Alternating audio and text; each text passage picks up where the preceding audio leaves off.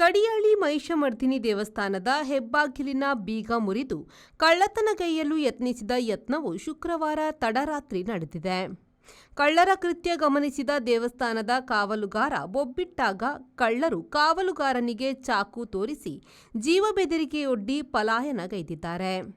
ತಕ್ಷಣ ಕಾವಲುಗಾರ ಸ್ಥಳೀಯ ಭಕ್ತರಿಗೆ ತಿಳಿಸಿದ್ದು, ತಕ್ಷಣ ದೇವಸ್ಥಾನದ ವಠಾರದಲ್ಲಿ ಸ್ಥಳೀಯರು ಒಟ್ಟಾಗಿದ್ದಾರೆ.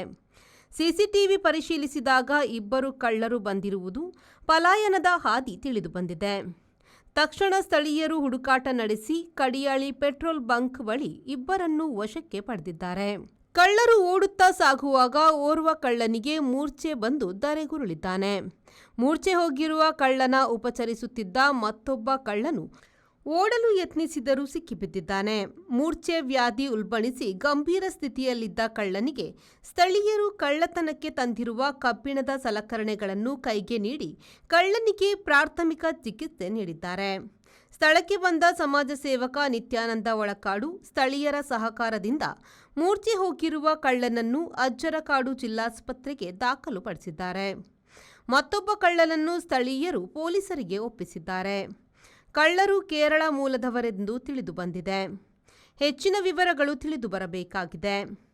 ದುಷ್ಕೃತ್ಯ ಎಸಗಲು ಬಂದಿರುವ ಕಳ್ಳನಿಗೆ ಕಡಿಯಾಳಿ ಮಹಿಷಮರ್ಧಿನಿ ದೇವಿಯೇ ಮೂರ್ಛೆ ಬರೆಸಿದ್ದಾಳೆ ಎಂದು ಭಕ್ತರು ಆಡಿಕೊಳ್ಳುತ್ತಿದ್ದಾರೆ.